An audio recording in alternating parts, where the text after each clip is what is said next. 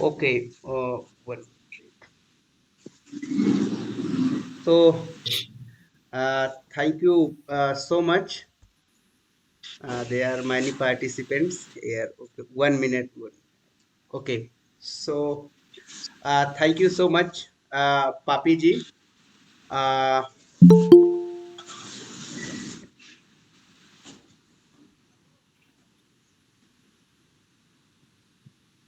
okay.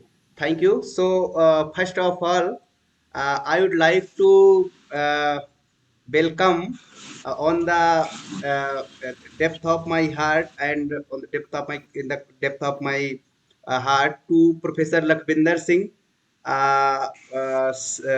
Sir has accepted our invitation, and after this, Sir has give us date, and Sir has also selected very relevant topic for the research scholars and the academicians. So I would like to welcome to Sir, and I would like to welcome the Papi Halder ji, the convener of this lecture series, and I would like to also welcome to uh, Ankita Shukla ji, co-convenor of this lecture series, and she is a research scholar in the Central University of Kerala at Education Department. I would like to welcome to Ganeshi Lal, who is a research scholar of the Jawaharlal Nehru University, New Delhi. And I would like to welcome to Dr. Sudhir Kumar, Sudhir Singh Burma, sir.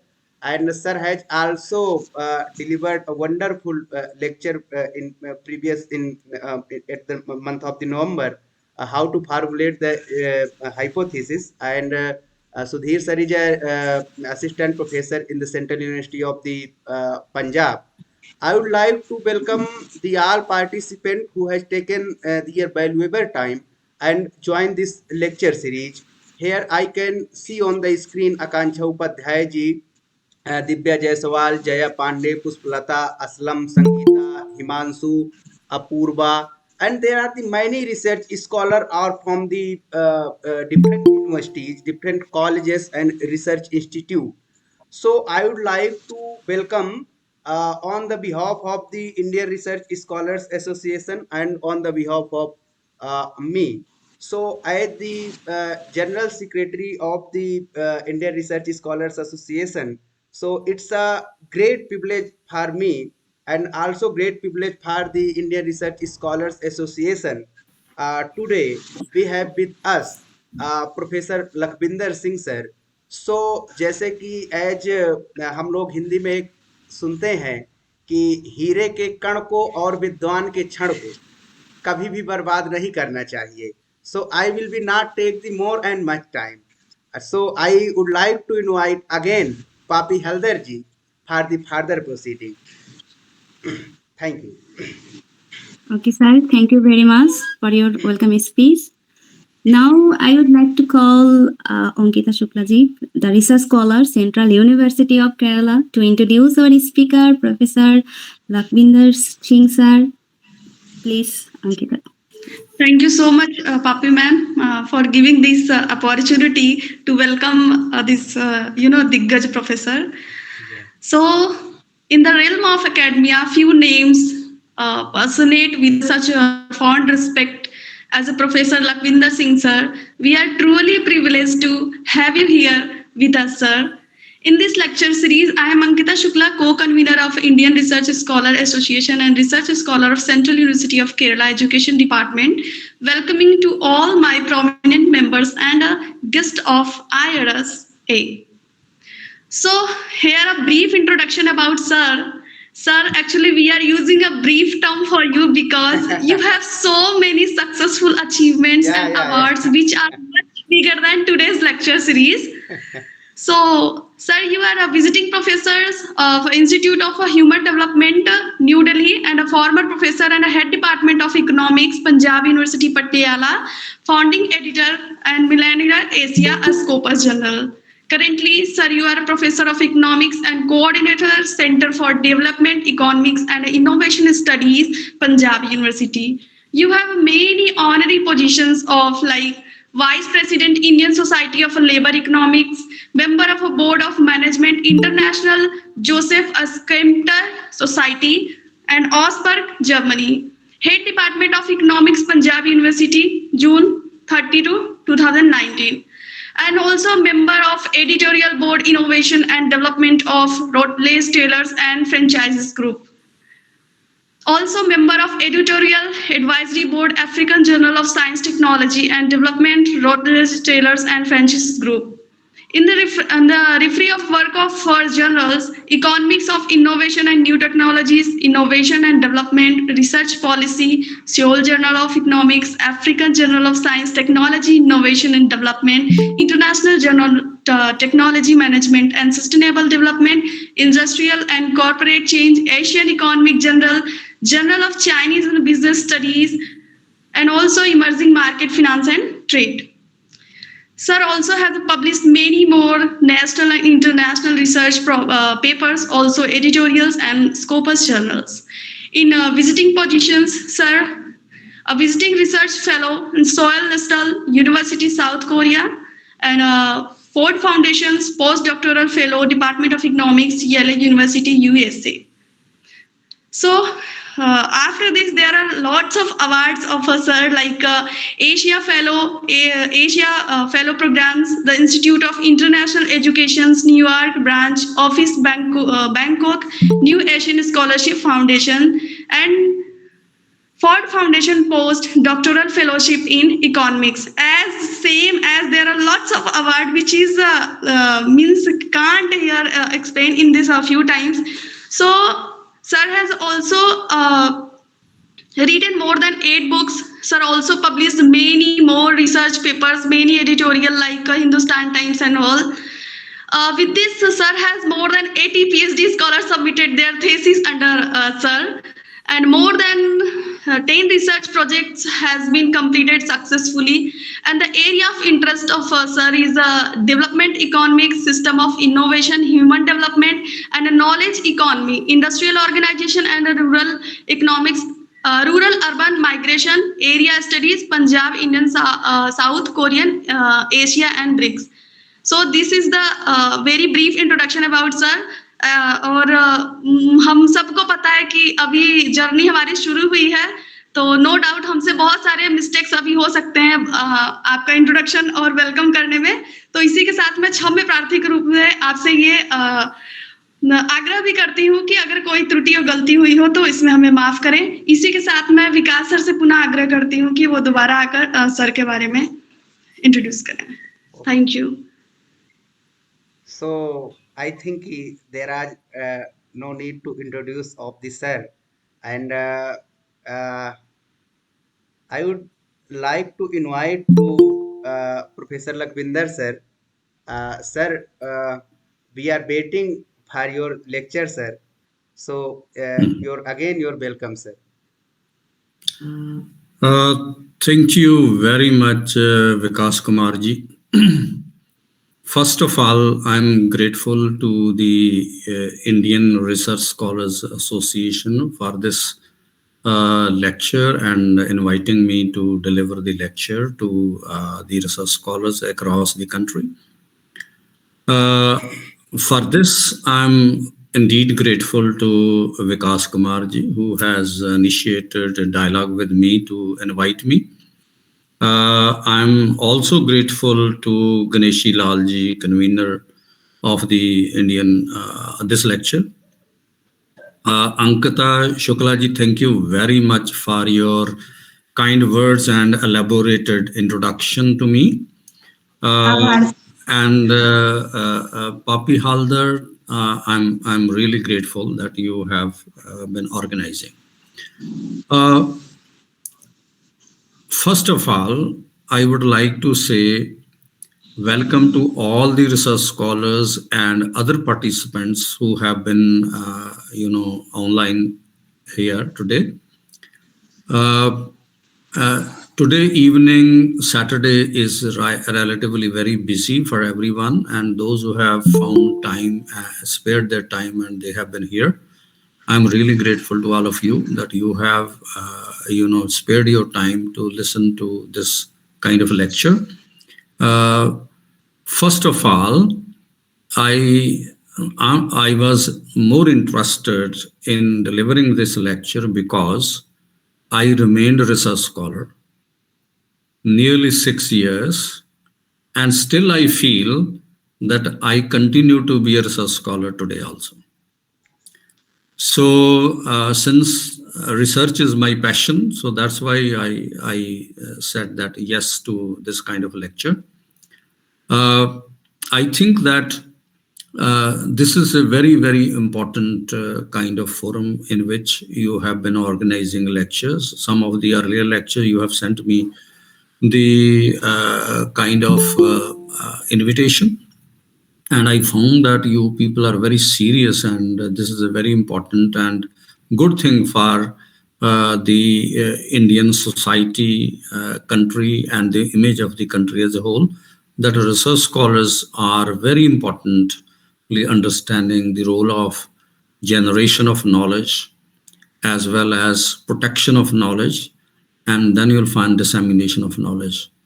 And at this stage, you are using the technologies which are digital technologies available for bearing zero cost, and then you'll find that we'll be able to deliver across the continent like a country, India.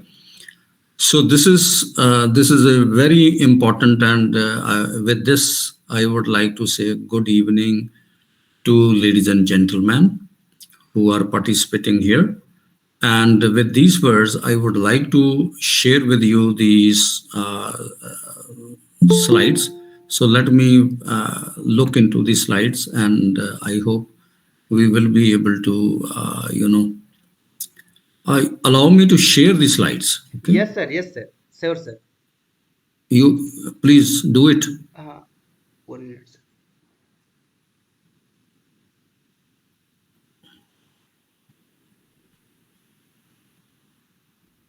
Yes, sir. Please share, sir. Okay, now select the share slide tab is not working.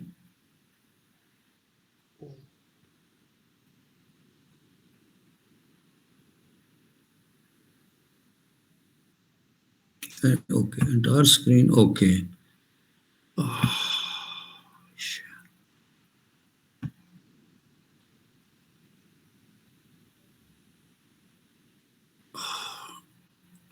Now my slides are visible. Yes, sir. Yes, sir.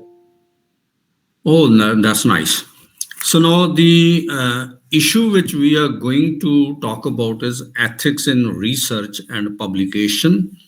This is very important to introduce you that I have recently edited a book which is available both in terms of the hard back as and the paperback version. Both the versions, hardbound and paperback, are available.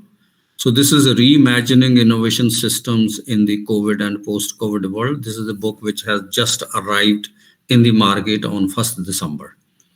The another which you have already talked about, this is a Millennial Asia, is a good forum for the young researchers to publish their research, but serious researchers are going to be here. Now, to come to the immediate topic, let me talk to you that the background which I would like to talk about before I go, I will be sharing my views on ethics in research and publication. The economic system in which we have been transitioning, you will find that all you know that the property rights are becoming increasingly very important. But this century is being called as a century of knowledge economy, and therefore you'll find that the property rights are related to knowledge generation, accumulation, as well as knowledge dissemination are becoming increasingly important. So therefore, intellectual property rights are going to be very, very important. And that's why from the end of the last century, in the last decade of the 20th century, you will find that a lot of concern in terms of ethics started happening. But why this concern of ethics are happening? Because number one, the researchers has become a global citizen. That does mean in the era of digital technologies, any research done anywhere in the world is available to everywhere in the world. So therefore, you'll find that a researcher who is working on any problem of India or any problem elsewhere or a scientific problem, you will find that you are accessing the material of or the other research from everywhere in the world, but your research will be also accessed everywhere in the world. So in this context, geographical boundaries doesn't matter, and therefore you become the global citizens. So global citizens are expected to have global rules, and therefore you are being watched. Whatever research you are going to do and you are going to publish, you borrow research of others as well as you will deliver the new ideas to others. So that is give and take, but this is a global kind of system of networking where you will find that the research is visible everywhere. Your research can be cited in anywhere or any corner of the world, and you'll find that you are also lifting research of others to do citation and all that. So I think this is a very important that you have to assume yourself as a research scholar that you are not a citizen of a particular area or a country. You are the global citizens in terms of when you are engaged in research. So therefore, one of the very important aspect is that you are a global citizen. And truly global citizen. Second is that you are, as a global citizen, you have to be working on the frontier areas of knowledge. If you are not able to know what are your frontier areas of knowledge, then you will find that that doesn't mean you are not being visible as a global citizen.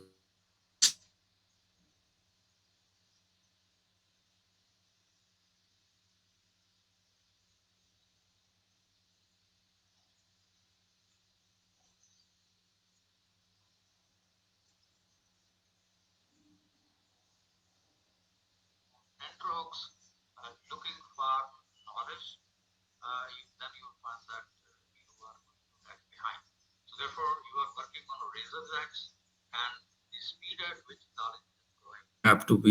it is a very difficult job to be a research scholar. So research is a matter of competition versus quality research. Mostly you will find that you have to be very competitive. That does mean the journals where you are going to publish and your recognition is going to be very competitive, but it is the quality that makes a lot of difference. In India, you will find that what mostly people are doing, they are undercutting, publishing in lower level kind of journals or predatory journals, and then you'll find that quality of research suffers. But you'll find the competition quality of research are complementary. They are not substitutes. So therefore, you'll find that shortcuts are very difficult and you should not look into shortcuts. You have to do a lot of good research. And I hope this slide is making some kind of understanding about the idea for which. Now, mostly the scientists or social scientists engaged in research because you are going to break through some of the new ideas which are earlier not available, or you are reformulating the ideas in a manner which are more accessible, as well as they are going to provide empirical evidence to either reject or select the theory, or you are going to generate an alternative idea which is perhaps is more important for all of us. So therefore, why we do research is because we want to change the society. We want to observe what kind of changes are happening, and we want to direct the change in the society for building a better world. So we are global citizen. We want to build a world in which we and other people can live, and a better world is always expected for a better living for the people who are living on Earth. So that means uh, new knowledge generated uh, does show us that you are social being, because humans over the evolution of the historical times, we will see that humans have accumulated knowledge, and that knowledge is being used, and that is because we are social being and we are creative, and we accumulate knowledge, and therefore you'll find that over the period of time, that knowledge which has been used to develop social, economic, and political system, that has been progressing, and evolution of this system it has been sustainable, and that is going to be also irreversible. So that means sustainability does mean you cannot go back, you have to go ahead in terms of challenges. Even if you are facing those challenges are going to be attended, but you'll find that you cannot reverse the world, you cannot go back to the ancient times, but you have to go ahead and ahead. That is the rule of the evolution which is going on now.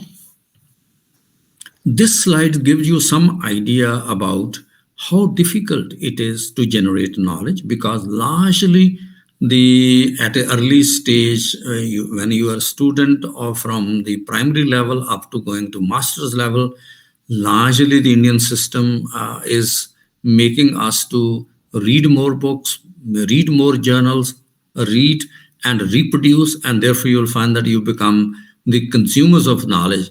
But you'll find that our training has not happened. That as a research scholar, you are expected to produce knowledge. So this is a great transition, requires a lot of capability building, spending a lot of time, and therefore alternative is that if you have been transitioning from consumers of knowledge to a production of knowledge, then you'll find that this is a great transition, takes a lot of time. That's why the Ph.D. program is of 5-6 year period of time, and it is expected that you will be able to generate capability in yourself, and you will be able to transition from a consumers of knowledge to a producers of knowledge. If you are producing knowledge, that does mean you have developed an alternative argument. You are going to either justify the existing theory, or you are going to draw or develop a alternative kind of economic theory. So therefore you'll find that it is very important that this transition is to take place. You have to understand that knowledge is not simply reproduction of, and that's why you'll find that a lot of problems of ethics which are going to emerge because of the kind of grooming which has been done over the years to you, and you have forgotten that somebody else's knowledge which you have been consuming and producing, reproducing, that is not the new knowledge. So therefore knowledge production is expected that you are going to be a thinker while using data, using theory, using hypothesis, using a lot of methodology, method of analysis, and then you'll find that generating an alternative argument. But that is the different kind of capabilities you have to accumulate, and then you will be able to become a consumer to a producer of knowledge. So this transition I'm emphasizing is difficult, and you'll find that everybody is not able to do that. A lot of people either do PhD or they left in between, not completing PhD. Those who are even completing after that, they do not engage in research because they were not able to transition from knowledge consumption to in knowledge producers. Therefore, you must understand that this is a very, very important step as a researcher. Now, global economy, society, and polity, some changes has occurred. You'll find that knowledge usually considered to be a public good, where you'll find that it was not being marketed, and therefore you'll find that knowledge was like that you are a saint producing knowledge and others are using knowledge. But this has been converted in the year 1994 when WTO was formed, and trade-related intellectual property rights were incorporated, At that time, the knowledge as a public good has been converted into knowledge as a private or commercial good. That's why you'll find that ethics are becoming very important both in research and publication. So the large amount of private investment.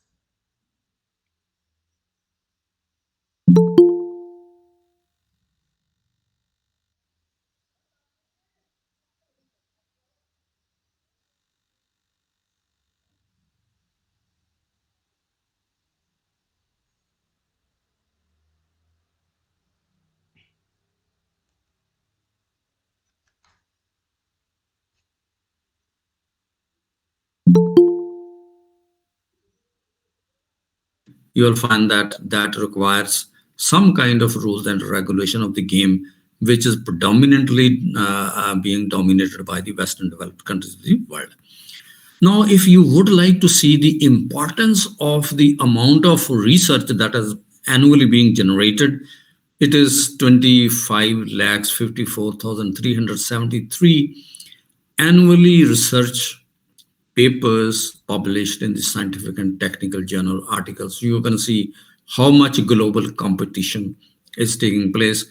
You can see various continents where you'll find that the countries which North America is the dominant one, and in the countries like China and India, you will find that China is 4 times more producing research and development art, scientific and technical journal articles. So that does mean among countries there is a lot of competition to look into the kind of having given this kind of introduction, and this shows that the importance of ethics both in research and publication. Therefore, we have to now understand what do you mean by ethics. Now, Vikas Kumarji, you can or anybody can ask me any question or clarification in between, so that will become more interesting kind of Sir, thing. sir, at the end of the session, we will be take the question, sir.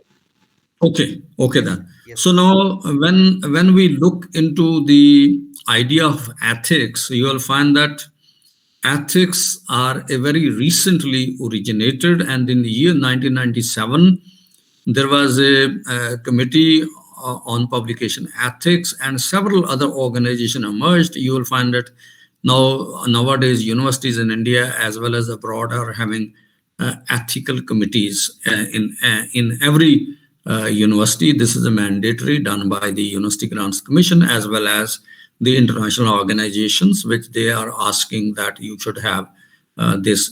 That means that you are more or less quite aware about what are the ethics in research and publication that is to be applied. But few definitions from where you will be able to see how important, what kind of variety of ethics. Uh, kindly, kindly, kindly, kindly mute, kindly mute. Sir, I have So, muted, sir. scientific misconduct is the violation of standard code of scholarly conduct and ethical behavior in the publication of professional scientific research. We all are scientists, whether we are social scientists or we are physical or natural scientists.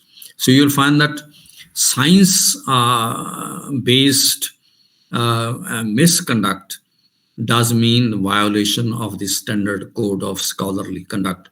So what is this conduct actually? This is the rules and regulation that governs the behavior of the researchers, those who are producing new knowledge, okay, or engaged in producing knowledge, okay, and they do produce, publish that kind of knowledge, and therefore their behavior need to be and these has the ethics emerged. Some are formal, some are informal. Most of the time when I was a research scholar, we have informal ethics nurtured by our teachers, and you will find that they have been making us very aware about that how ethics in life are very important. Especially the scholars should have a particular kind of behavior, and they should not boast but they should really read it very critically, and then you'll find that use the material with giving proper kind of citations when you are generating your own ideas. So you should not mix it up with other scholars. So that means the ethical behavior was part and parcel of the scholars working in the universities, colleges, and other research institutions. But you'll find that now, as commercialization of knowledge is happening a lot, you'll find that the people have been violating the kind of rules and regulation which are being generated, and then you'll find that more of the kind of things are which are happening, which is violation of the ethics, and that is called a misconduct. The scientific misconduct is defined as intentional negligence leading to fabrication of scientific message, or a false credit or emphasis given to a scientist. So you will find that this is a very, very important three things that emerge from this particular kind of definition. One is fabrication of scientific message. Either you are fabricating data, or you are fabricating ideas, or you are fabricating to convey to others false information kind of thing. So that means this is very important when you are engaged in research to understand. There is a false credit. That means you are giving, I will give you examples how false credit has been very seriously taken up by the scientific community. So false credit, giving credit to someone else who has not really done that kind of work, or you have been emphasizing the work of a scientist which is not exactly the kind of work somebody has done. So this is also a violation of ethics. So it is intentional distortion of research process by fabrication of data, text, hypothesis, or methods from another researcher's manuscript, form or publication, or distortion of research process in other ways. So that means this is an intentional activity done by unknowingly. No, it is knowingly. It is intentionally. That means you are having a theft, and this is a planned kind of intentional theft, which you are going to, to get others' thing as your own. And you will find that this is anti-market behavior. You will find in a market economy, property rights, if not implemented, you will find that anything you have purchased from the market, you will be able to say this is snatching from another and saying this is mine. But you will find that if somebody has a receipt of that product, they can approach police, they can go to the court of law, and they can claim the product. But however, you will find that enforcing these kind of contracts are not simple, because these are costly. So similarly, in researchers' cases, the enforcement is relatively costly, and therefore some of the people who are doing, they go scot-free, but some who are caught, they are getting a lot of penalties and all that. So now, when we argue that research ethics violation is an intentional activity, how many people are doing? Why we are worried about this? We are worried because in the year 2009, a systematic review and meta-analysis of the survey data found that 2% of the scientists admitted to falsifying, fabricating, or modifying data at least once. So that means 98% of the people are not doing this, but 2% of the scientists, which is a large number, as I told you, that a huge amount of scientific input that has been coming to us, and that if happens, 2% of scientists are doing intentionally falsifying, fabricating, or modifying data at least once, that is a worrisome feature. So to respect the intellectual property rights, as I told you at the very beginning, that intellectual property rights are now private property rights, and you'll find that these are commercial rights, and these are being enforced. Like I have given you the example, purchasing a product from the market or a commodity from the market, and then you'll find that somebody snatched, and you can have a receipt, and if you can have a receipt, you can sue the person and reclaim the product. Similarly, if you have a knowledge snatched from others, then you'll find that intellectual property rights can ensure that you can similarly go to the police, you can go to the court of law, and you can claim that this is your knowledge, and other person and party is expected to be punished. So that does mean intellectual property rights are in operation nowadays everywhere in the world, and almost you have a similar property rights all over the globe. Now, coming home, we have a very famous scientist. You might have heard the name Rajinder Kumar Pachauri.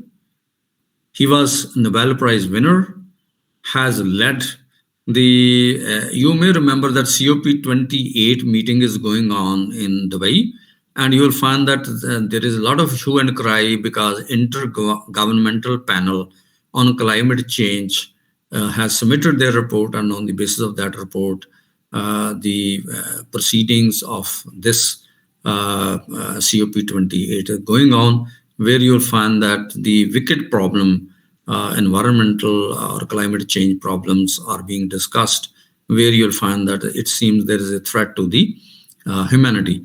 So because of Rajinder Kumar Pachauri's leadership, he got a Nobel Prize Nobel Peace Prize in 2007, and he has delivered the 5th assessment report, the Scientific Foundation of the Paris Agreement, on the basis of which the COP28 is being conducted. So he made 2 violations, ethics violations. One was the report he presented. He has used conjecture as evidence in the report, Intergovernmental Panel on Climate Change report, where you'll find that he has claimed that the glaciers on Himalayas are melting every year. And then you'll find that the scientists from UK and other parts of Europe, they have tried to go to the original reference, and they have found that the evidence which he has talked about was not the evidence. It was conjecture. No scientific studies were conducted. It was just conjecture, and he used evidence to show the situation is very serious for the humanity as a whole. Therefore, you'll find that we have to take actions.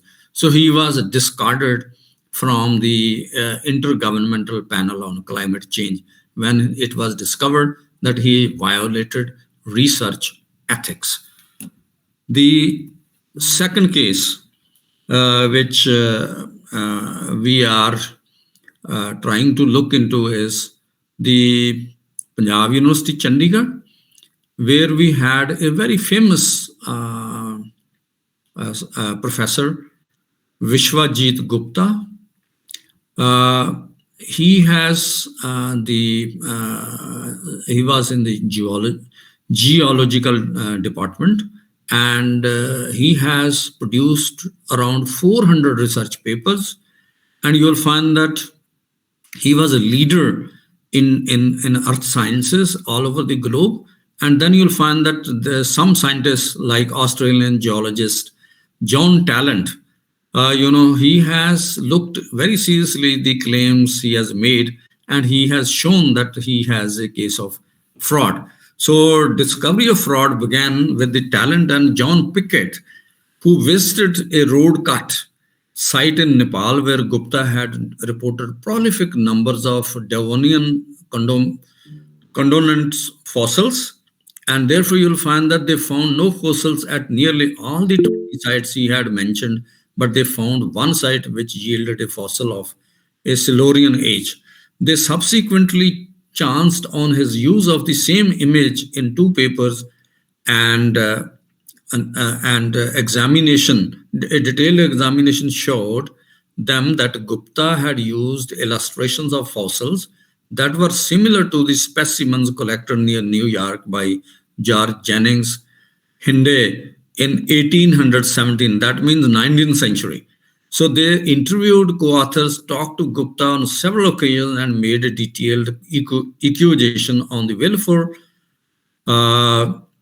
nature and scale of fraud after 9 years of research. So they researched 9 years to discover the fraud. So Gupta attempted to respond to the claims by noting the credentials of his co-workers, but you'll find that the case was found valid.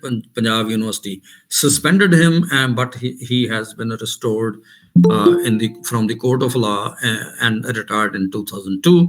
That was another Indian famous case of ethics violation.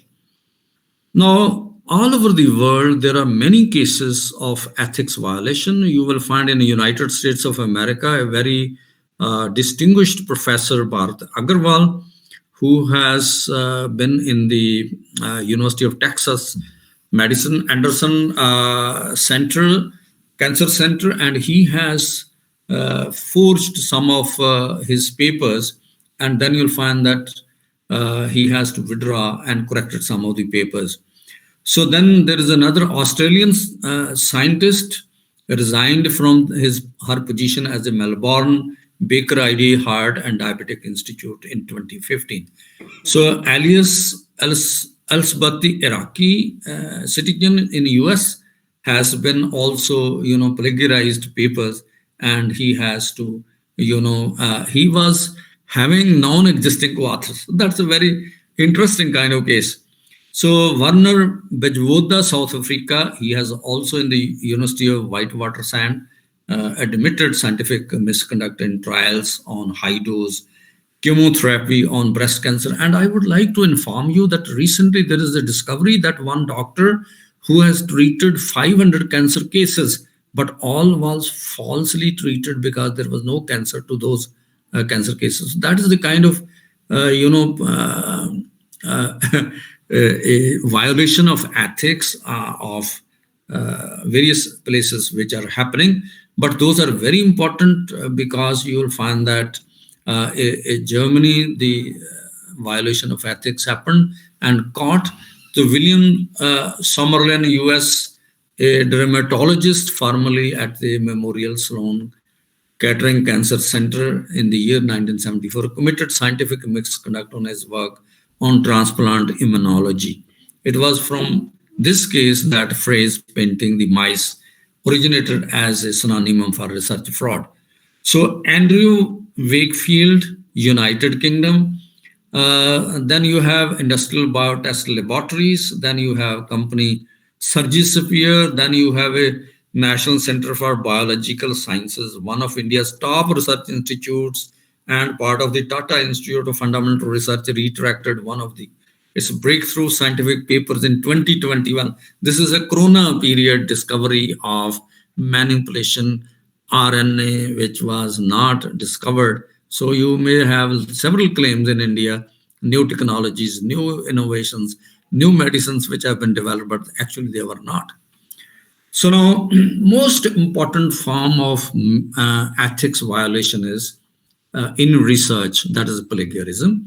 And you must understand what is plagiarism. Plagiarism is the appropriation of another person's thoughts, ideas, data, figures, research methods, or words without giving appropriate credit or overcitation of another person's published work. So that does mean when you make other person's thoughts your own, this is often happen those who are consumers of knowledge when they are reproducing what they have mugged up, and then you'll find that when they keep on writing, and then you'll find that others' thoughts they consider their own, and they cannot distinguish between what are their ideas and what are others' ideas. So then you are deliberately snatching others' ideas and making them their own ideas, or you may be changing a little bit of data of others and making it your own. You may be partially modifying the figures of somebody else, or maybe same figure you are using as their own. So you are using largely in social science research methods are normally standard. You will find that, but conducting a research, sample drawing, you have your own, but you may be doing these kind of similar things which you have been doing. So that is also very, very important to understand. Or the words without giving appropriate credit. So that means you are not properly citing or not citing at all. while you are rewriting others' idea as your own ideas, which I call this is a review of literature where you have to be very cautious about to give a due credit to other, or you are oversighting of another person's published work. Even sometimes you are not reading but keep on stating or collating your ideas and saying the others' ideas. So that is not a good thing. These all these things are plagiarism, but plagiarism of various varieties. One of the variety is that you are using others persons or scholars ideas, thoughts, data, figures, or such methods, but you sometimes keep on rehashing your work, and without even sometime you are not giving proper reference of your other work on the basis of which you have been borrowing those ideas. That is a self plagiarism. That is also very dangerous nowadays, considered that as a violation of ethics. The second important aspect is fabrication. Now you will find that most of the time you will find that you want to you want to test your hypothesis. You have told me that you have listened to how hypotheses are to be constructed, and then when you are testing hypothesis, most of the times you may not able to accept your hypothesis, so you reject the hypothesis. So then you will find that sometime you readjust your data, and then you'll find that stating that your hypotheses are accepted. So this change is fabrication of the data, and I think that is not considered to be a good thing, and this is a violation of the ethics. What you can do is that when your hypothesis is not accepted, honestly report it, and everywhere this is an accepted kind of thing. It is not that your hypothesis should be selected only or tested, positively tested. So what you have to do is that if your hypothesis is rejected, you have to form the alternative, and you have to develop an alternative theory and all that. So that is how research will be able to progress. If you fabricate and just test and say that your hypothesis is true, then you'll find that it is a violation of the ethics of research. Falsification is another term which is very important to understand. The falsification is the practice of changing data or results intentionally such that misleading conclusions is drawn. So that means most of the time I can give you this idea that in Indian situation, if you see the government of India on the Niti Aayog has published a report which is called multidimensional poverty. So you will see that they have given us the data which states that within a year, last year in comparison to this year, there is a reduction of 10% poverty in the multidimensional poverty index. Now from 25% to 14.95 is the poverty line, multidimensional poverty India has.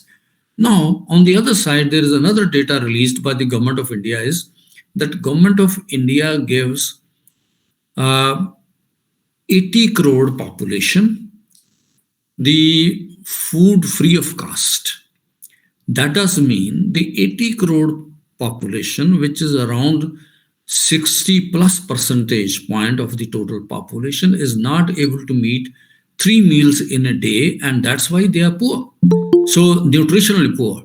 So if we include that amount of population in the multidimensional poverty index, which is one of the very important nutrition is very, very important aspect of the multidimensional poverty, a third pillar. And I think that the multidimensional poverty must increases to more than 60%. So that does mean there is a falsification in practice, that is changing data and intentionally showing the results. That is the misleading kind of conclusion which we all have. And that is a fundamental problem. This is not only that the researchers, typically individual researchers are doing, sometimes you will find that the organization, institutions are engaged in such kind of falsification. And that is most dangerous, because then the policies based on this falsification of facts or evidence, you will find a wrong kind of policy. Your target group is not going to be the same. So therefore, the target group, if is the 80 crores population, why you are intentionally showing that multidimensional poverty is 14.95%. So this is very important, but most important for us as a researcher, research scholar is inappropriate authorship. So authorship of the research, which is done by 4 or 5 years period of time, and when it is going to be published as an author, because your thesis is all alone, you are the author, and the supervisor and others are in the acknowledgement. So that does mean the all work you did in the last 5 year, 6 year period of time, that is your work and it will be on your name. So authorship is not appropriately assigned based on author's contribution. Is a very important area, and I think we have to look into very seriously. This is very important, and how to do that we will show that little later, that how we will be able to do.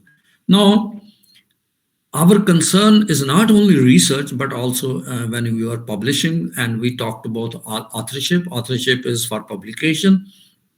So what we have to look into is that as an experienced person having a editorship of the journal more than now 14 years of period, so I have realized that a lot of things, a lot of problems which are happening. Some of the researchers are engaged in with a sometime hurrying to publish their finding. They submit in 2 to 3 journals at a time, and you will find that this is a multiple kind of submission which is happening. And if in one place it is being published or is being considered after referee's report, you'll find that authors have a very difficult time to deny that we are not going to publish in that particular kind of journal. Therefore, you'll find that sometimes the authors does overlapping publication. That means changing little bit, and then you'll find that rehashing that material. And then you'll find that another very important practice is that you have one Ph.D. thesis and your data is single data, but you have bifurcated your data to publish many papers out of one publication, which you are expected to do that. So again, we have an inappropriate authorship here. That is very important, and authorship is not according to the contribution. So now, how we are violating ethics when we are assigning inappropriate authorship.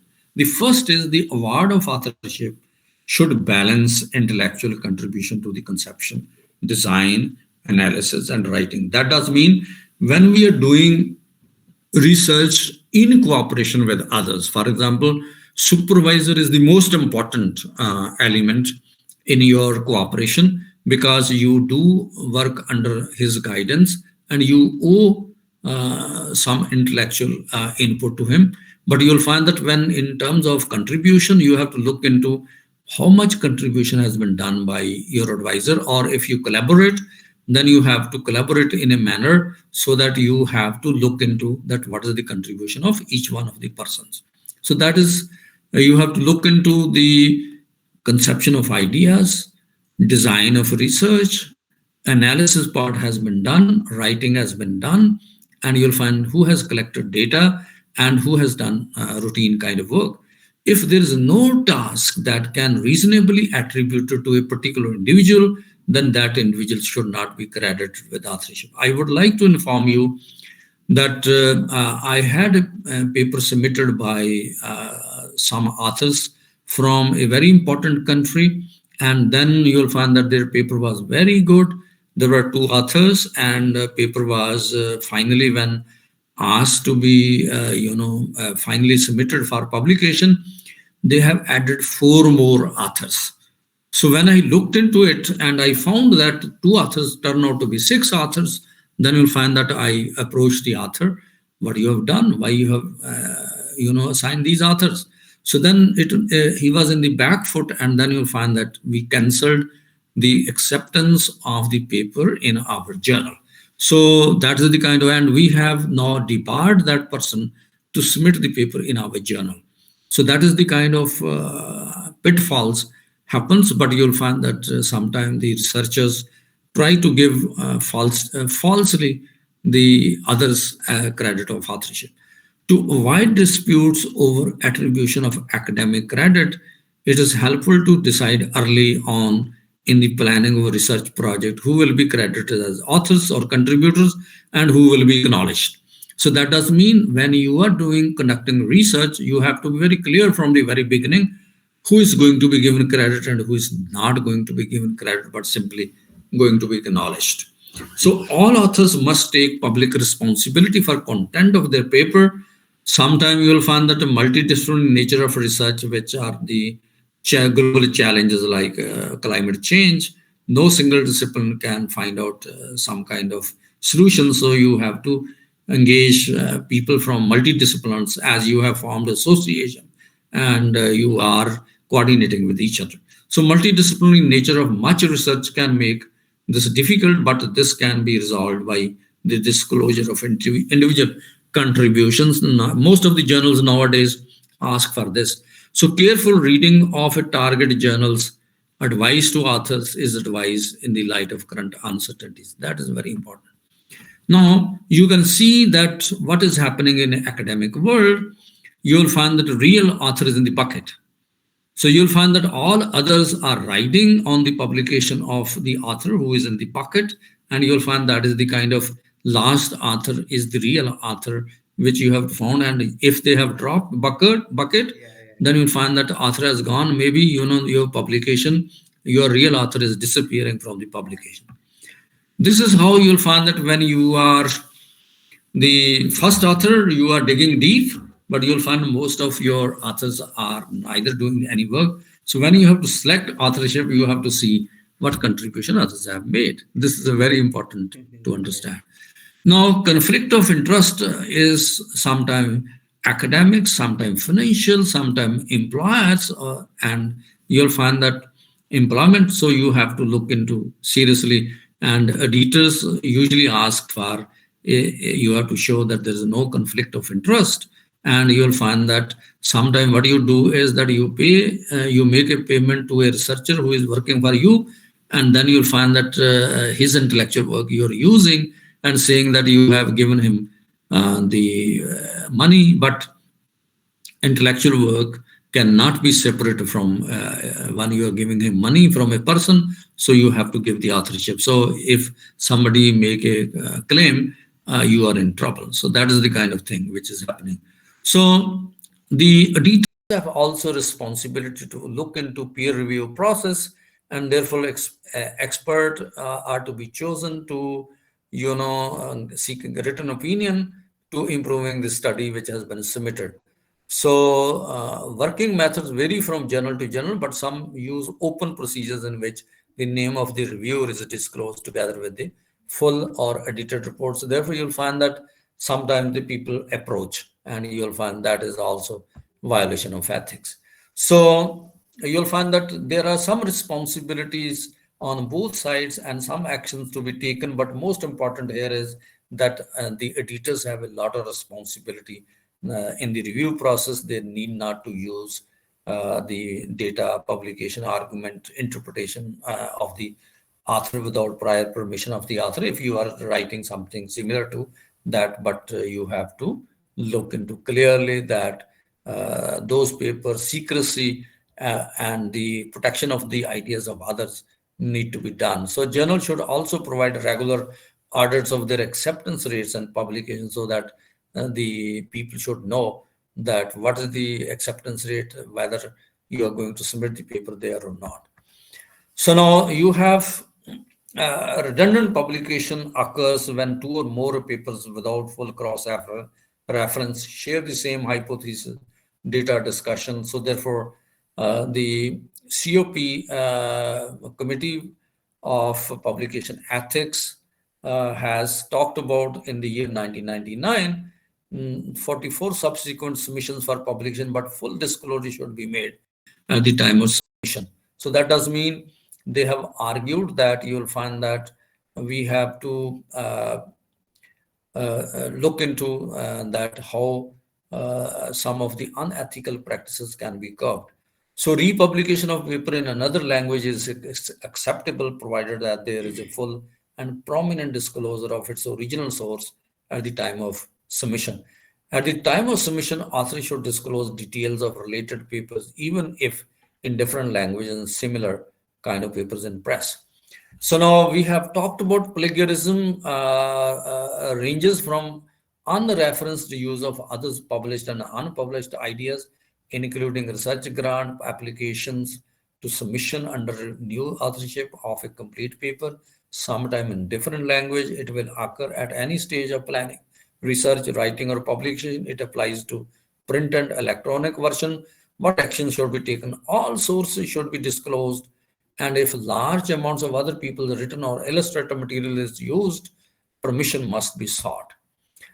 So we have a lot of duties of the editors, but you'll find that secrecy is very important. Fair kind of a review process is very, very important. And therefore you'll find that integrity of the editorial board is very, very important. And what we have to talk here is that most of the studies have a public consumption, and therefore both medical policy research findings are of increasing interest to print media and broadcast media.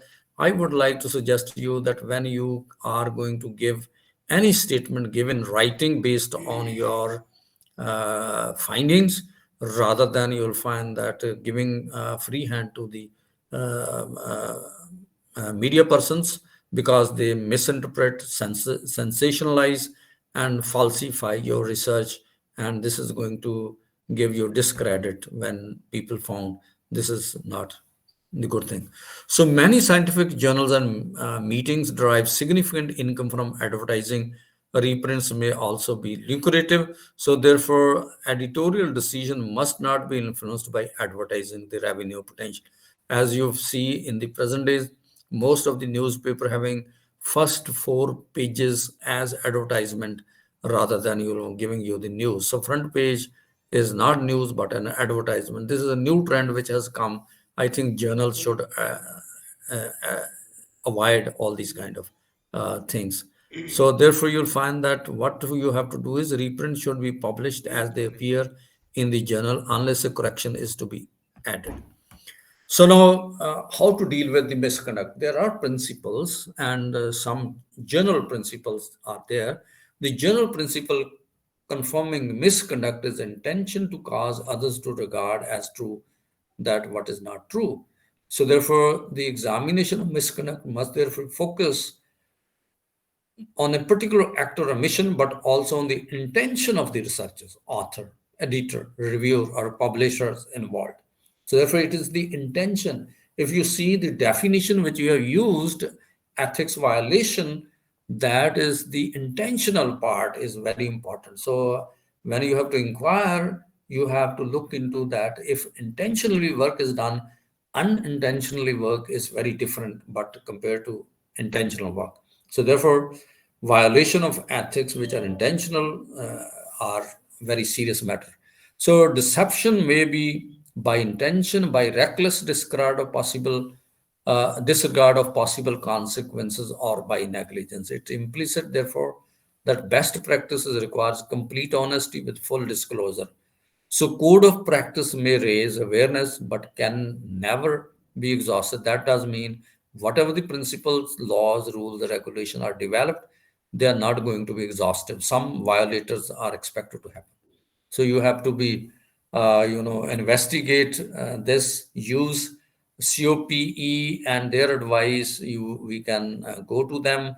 They can advise in complicated cases. So we have some serious misconduct cases. We can have some less serious misconduct cases, but both are very important. What should be done? That is more important for us. So when we look at the what should be done, so that means what we have to do is a letter of explanation and education to the authors, where there appears to be a genuine misunderstanding of principles. A letter of reprimand and warning as to future conduct. A formal letter to the relevant head of the institution or funding body. So that means if you are violating the publication ethics, then you'll find that the editors should write to the institution. And I would like to convey to all of you as a researcher, you'll find that if today under duress, your supervisor becomes the first author, and a researcher who has done a lot of good and hard work becomes a second author. At the end, when you have completed your Ph.D. and you are no more under the supervisor, go to the court of law, and then you'll find sue the professor, and you'll find that the publications you are very easily can prove based on your thesis, and where the supervisor is the first author can be punished in terms of his job can be at stake, and his promotions can be on stake, or his or her promotions can be on stake. So therefore, what is important is today you must talk to your advisors, supervisors, that the tradition of ethics is that a PhD scholar should be the first author, and the supervisor is going to be the second author, not the first author. So if they are claiming first authorship, they are violating the ethics. So therefore, an editorial giving full details of the misconduct is very important for the editorial team. A refusal to accept future submissions is also, a punishment of the misconduct or institution responsible for the misconduct for a stated period. Formal withdrawal or retraction of paper, as I've told you, several papers have been withdrawn. Even highly scientific journals, they have to withdraw, but that requires a lot of cost. So I think that the ethics violation happens both at the top as well as the bottom. And you'll find that we have to generate an environment in which both should be, avoided, and ethics need to be followed at every level, from the lower level as well as medium level, middle level, and the top level. And each and every institution is now becoming relatively more aware. And most of the research scholars, those who are doing coursework, it is compulsory for them to learn a course on ethics in research and publication. And that is very important because nowadays research is becoming increasingly very, very important. And with these words, I thank you very much for patiently listening and giving me an opportunity to speak for such a long period of time. Thank you very much. Thank you so much, sir. So again, I would like to invite Papi Halder ji for moderating the session and to take the questions for participant. Thank you, sir. Actually, this session is very effective. Sir, we are listening what you have said. It's as a research scholar, we should know ethics in research, and obviously we have come to know publication misconduct and publication ethics and how to deal with the misconduct. So, sir, thank you again, and we are expecting more lecture from you in future if you have time. And what I have come to know, that means intentionally we shouldn't do any unethical part in our research. And sir, we are at the end of the program, and now I want to ask. I would like to call Ganesh Lalji. Vikash sir. Papi Halder ji, if anyone have any questions, so session is open. Please take the question of the participants. Okay. Yeah. Okay. Thank you. Okay. So I would request to all the participants to ask question. If you have any query, please ask question, and you can send in our inbox. We can take the question, and sir will answer it. I'm Sharmita Ghosh. Sir, I'm a PhD scholar from Amity University. Good.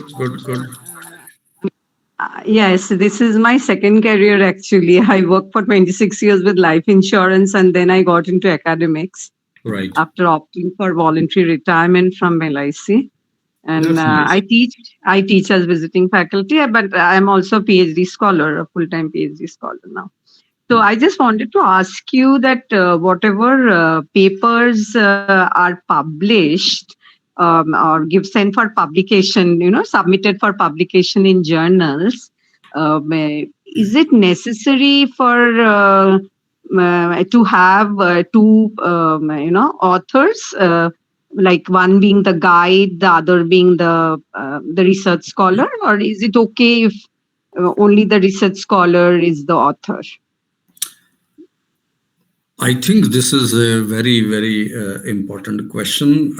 From my own experience, when I was a research scholar like you, I approached my supervisor asking him that I wrote a paper and kindly check the paper whether it is good enough to be published or not. So he has checked the paper and he given me some suggestions. I improved the paper again, given to the supervisor. And when I asked supervisor that can I write your name on the paper, he said, no, this is your work. I cannot be author of this paper. So you submit to the journal and I will not be the author of that paper. So that is clearly you can ask your supervisor if he is or she is interested to be a part of your kind of research. Normally, what happens, the supervisor asked the student that this is the idea on which you are working and this can go to a journal and this is the way to prepare a paper, and you prepare the first draft and then you'll find that at various stages he or she is helping you. That is naturally then the second author should be the supervisor. Yes, and yes, if there is no help coming actually, and the supervisor also doesn't propose that he wants to be an author. Then there is no claim of the supervisor. You should not make him or her or anybody else. So there is no rule as such that any paper published during PhD period has to have two authors. There's no rule as such. No, there is no rules. We have an ethics, not rules. Okay. And those who are insisting to not doing anything but becoming authors, they are violating ethics. So that does mean they are not following the ethics. No, I mean to say that if the supervisor doesn't have the time and doesn't give any suggestions or doesn't even look at the paper. So then there is no right. You cannot write. You are violating ethics if you are writing the name of anybody else. Okay. Thank you, sir. So, Ankita ji, you will be asked directly. Otherwise, you have written your question in the comment box. So you want to ask directly. Yes, there is a question. So okay, sir. Yes, Ankita. Yes, sir. Actually, I just have to ask, I have just joined as a research scholar, and I also have to publish a paper in a Scopus or journal in a Scopus. So, what should be the basic criteria and format and content? From which area should the paper be accepted, or what should be done for authentication and all? Ankita, there are certain important things to understand when you are aspiring to publish. So when you are engaged as a researcher in research, you must have a topic. Okay. On that topic, you must have developed a hypothesis. You must have developed some methodology. You must have collected some data. So if you have all these kind of things out of which you are expected to write a thesis, you must have consulted a lot of literature. So literature review you must have done, and you must have identified gaps in literature.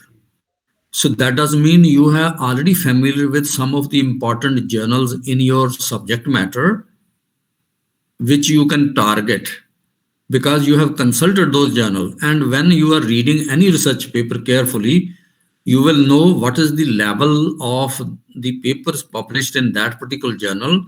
If your paper is contesting the ideas published in that particular journal and making a relatively that paper which is filling up the gap which has not earlier filled up by anybody else, you should approach that particular journal. Okay. Yes, yes. Thank you, sir. Welcome. So, sir, a paper based only on review of literature, can that be sent to a Scopus journal? Yes, if you develop not a review of literature, but a review article. A review article, yes. Right. So if you develop a review article, you can, because those papers, review articles are relatively preferred papers.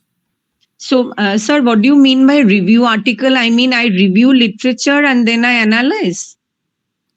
When you do a review of literature, that must be on a particular kind of area in which you have been able to review a larger literature, but bring as a research paper like story, and then you'll find that you have to divide that paper into various sections, and each section must have one story, another is superior story, third is more superior story, and then you'll find that whole literature with gaps in the literature which are existing if are presented. So that will be allowing you to build a context, and then you have two various sections, and then you have the conclusion with future areas of research. I think that is a good idea to send the paper to the and you will look into two articles of a particular journal which you are publishing. You will know the style. Yes. Okay. Thank you, sir. Right. If anyone want to ask, if anyone have any questions, Papi, yes, you want to ask something? Yes. Yeah. Okay, sir. Sir, I want to ask a question. Sir, actually, I'm also new in finding good high impact journals. So my question is that in what cases we need to pay subscription fee? Like what's the actually difference between open access and subscription mode? Actually, I have no idea. That's why, sir, I want to know. Papi, please note that till date, I have not published in any of the journal which is charging fee. So I will always look for journals which are not charging fee. For example, the journal Millennial Asia, which I have been publishing and as editor from the last 14 years, we have been never charging any penny from any person. This is on the merit of the paper that is going to be published. So therefore, there are a lot of good journals who are not charging any fee, but they are very rigorous in terms of their standards. If you do that, that will help you to build yourself as a good researcher. So therefore, you need not to subscribe the journal. You need not to pay a fee. Even in open access journals, as a person from a developing country, you can claim to submit the paper, but you will say that you will not be able to pay a fee because you are from a developing country. You do not have a capacity to pay. Okay? Yes, sir. Yes. Okay. Thank you, sir. If anyone have any questions, so I will take only one question. It's the last question. Anyone have any question? Want to ask to sir? So. Hello, sir. Yeah. I'm Kamlesh, sir. Sir, I'm completed MA just in history. Okay. Sir मुझे sir scholar बनना है PhD और sir social scientist बनना है तो sir मेरी अभी जो सर माइंडसेट क्या होना चाहिए अभी क्योंकि सर मैंने जस्ट अभी JRF का एग्जाम दिया है तो सर मुझे लग रहा है कि मैं JRF कंप्लीट कर लूँगा और सर अभी जो खाली टाइम है तो सर मैं सोच रहा हूँ कि कुछ लिखूं, कुछ पब्लिश कराने के लिए कुछ जर्नल्स लिखूं। तो मेरे दिमाग में ये चल रहा है सर, तो मुझे किस तरीके से अभी सोच रखना चाहिए? आपको मैंने बोला है कैपेसिटी बिल्डिंग करने की जरूरत है, कैपेबिलिटी बिल्डिंग की जरूरत है। Yes sir. राइटिंग तो मन तो सभी का करता है हर रोज लिखने का, yes but sir. writing a research paper is a lot of capability building first. Yes. So you have to, go to the library, look at the books, yes okay, sir. and okay. whatever is your topic of interest, so read intensively on that particular topic first. Yes sir. Okay, then you go to the archives to search related evidence yes sir. on that historical event, and if you will be able to develop some alternative argument, yes sir. then you will be able to write a research paper. Yes sir. Thank you sir. Welcome.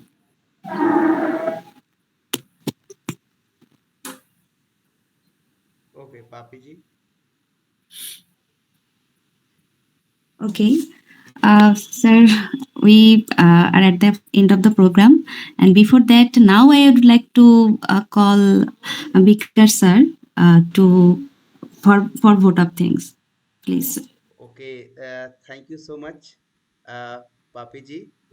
And I would like to thanks to our stage speaker, Professor Lakhwinder Singh, sir. Sir has also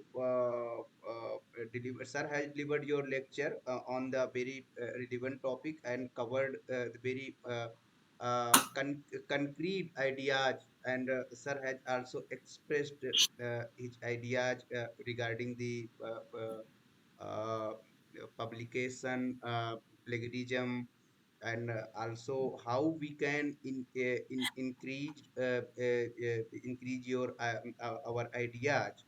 So I would like to thanks to sir, and again we will be also invite to sir for the next lecture at any time. And I would like to thanks to Papi. Papi has moderating this session very good, and also I would like to thanks to Ankita Shukla and all participants and all executive committee members of the Indian Research Scholars Association, and all the volunteers of the Indian Research Scholars Association who have taken very good initiative.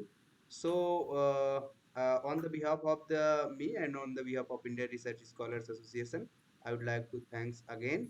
I want to share the one information among you. If, I have sent the mail of the association in the chat box. So just you all send the feedback in this mail. So we will be provide the certificate to everyone. So again, with the due to permission of the sir, we can end the session now, sir. Lakwinder sir. Yes. Okay, okay. Thank you, sir. Thank you. Thank Pranam. you. Thank you. Thank you, sir. I'm indeed grateful to all of you and for good questions as well as listening to me and inviting me for this lecture. My best wishes to you and your association. I hope you will progress a lot, both in terms of as a research scholar and in the future as well. And I find that you are all very very cautious and doing not only your own research but public service. This is very important for all of us. That responsibility of a researcher is not only to do research but to serve society in terms of generating further ideas. Thank you very much. Thank you, sir. Thank you so Namaste, sir. much. Pranam, sir. Pranam. Okay, bye bye. Thank you so much, sir.